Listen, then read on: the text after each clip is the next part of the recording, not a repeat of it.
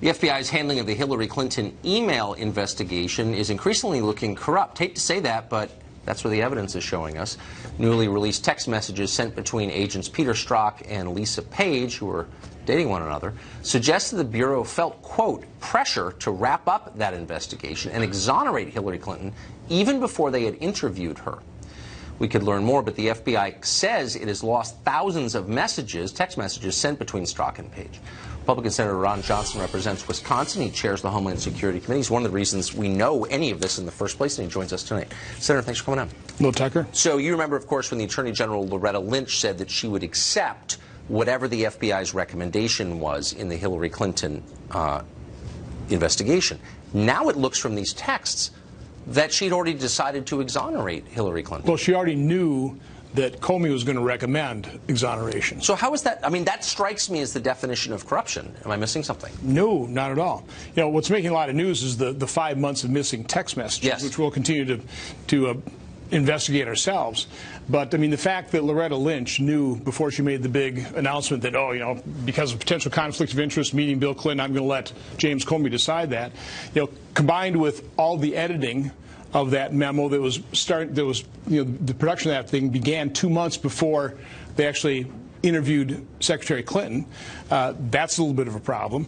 No, there's so many things that indicate a deep-seated corruption at the highest levels of the FBI. Now, again, I got to say that the vast majority of FBI folks are high integrity, and they're risking their lives to keep us safe. Sure. But at the upper level, what we're starting to uncover is just a level of corruption that needs further investigation. So Lisa Page, FBI employee, says Loretta Lynch knows no charges will be brought against Hillary Clinton. Wouldn't it be worth speaking to former Agent Page, or I guess Agent Page? I believe she still works. I think at the right point in time. We want to make sure we're going to try and recover those 5 months worth of email texts, because that's in a pretty crucial time. Between December of 2016 and May, awful lot was going down in terms of the FBI investigation under the current administration. So they're just lost somehow. They're blaming the technology company. How often are people's tax liens just lost by the government? I mean, tax?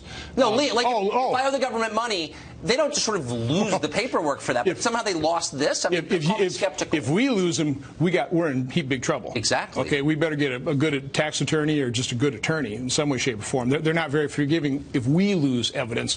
When they lose it, it's just kind of, oh, you know, hey, we've had a little technology blip here. You know, don't worry about it. Well, we're going to worry about it. We're going to keep digging.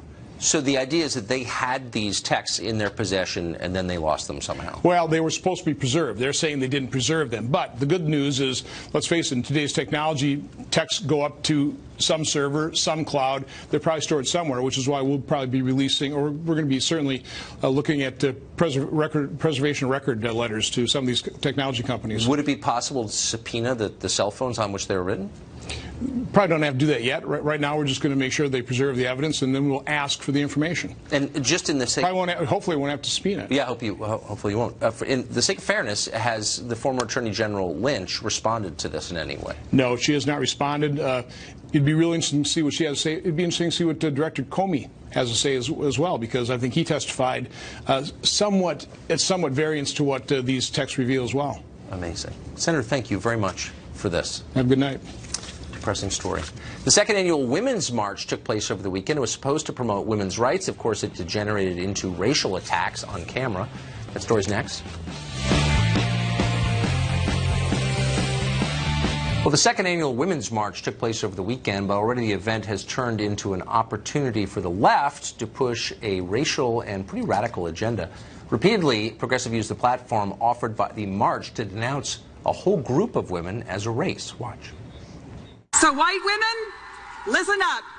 We've got to do better. We've got to do better. It is not up to women of color to save this country from itself. That's on all of us. So many of you in this audience have had a lifetime of activism. A lot of us, particularly us white women, have a lot of catching up to do. Hold other white folks accountable, especially those you're closest to. Rachel Campos-Duffy's a Fox contributor. She joins us tonight. What is that, Rachel? I can't stand it when people talk like that in public. I mean, that actually is the definition of divisive, I think. Why people didn't used to talk like that. What are they doing?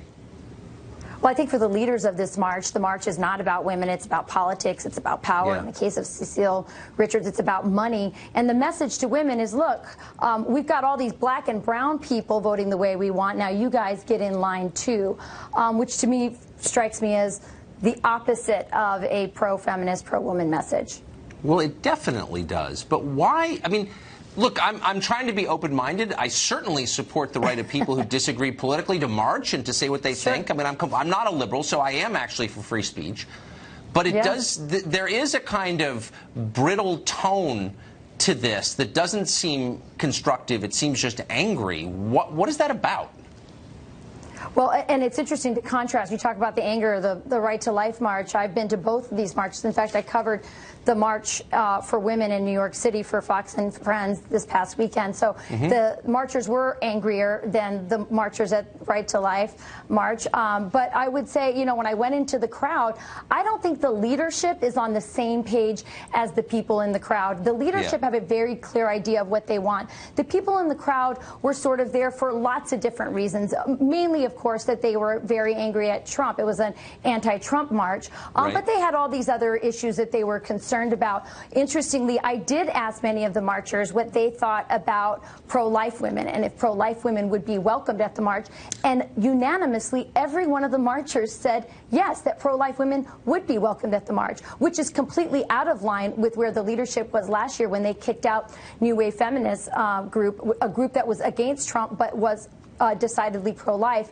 They weren't allowed to participate. And the reason is, I think somebody like Cecile Richards from Planned Parenthood, they see their power waning because technology has really sort of made no one question the humanity of the fetus. And so she's losing power, and so she's sort of globbed onto this women's march, which is sort of, you know, anti-Trump, plus Me Too, plus a bunch of other issues altogether. And so she's using the march to unite or sort of attach herself to a woman's march. And of course, what it says is if you disagree with them on any, you know, on abortion, for example, or even the resistance, you're not part of the sisterhood, you're against women, which is the tactic they use with Hispanics like me who are conservative. They say, you know what, if you don't agree with us, you're a coconut, you're brown on the outside, you're white on the inside. Or I've been getting a lot of Tia Toms, like Uncle Tom or Auntie Tom. Oh, come on. So that's just how they try and get you in line. They try and shame you. Right. I mean, I think your analysis is really smart. I hadn't thought of it, but I think you're exactly right.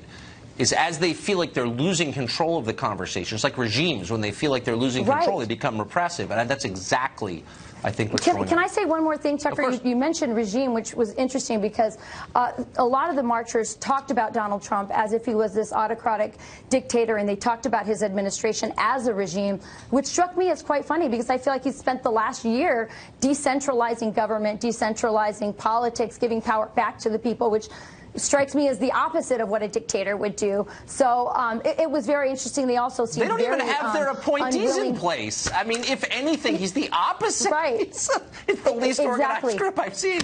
No, and when I brought up to some of the women, and by the way, you can see the full tape from Fox and Friends online if you pull it up. But when I asked them about the economy and how well women are doing in the Trump economy, you know, unemployment among women is at an 18-year low. So many minorities are doing so much better under this economy. They seemed utterly uninterested. Some conceded it, but almost all said it was Obama's economy. Right, of course, because the left doesn't care about economics So it's a messaging anymore. for the right. And one last message, they are energized. So the conservative movement, the Republicans, need to watch out. There is an enthusiasm. Yeah, well, that's obvious, and we may see it in the midterms. Rachel, thank you for that. Good to see you.